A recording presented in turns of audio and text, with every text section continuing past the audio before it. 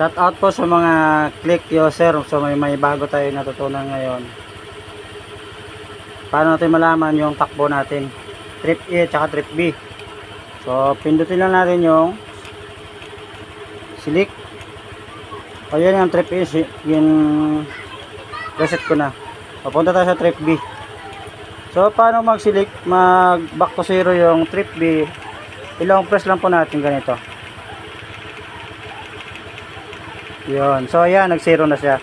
So dito natin malalaman kung ilan yung tatakbuhin natin. At saka so ayan na. Nagiging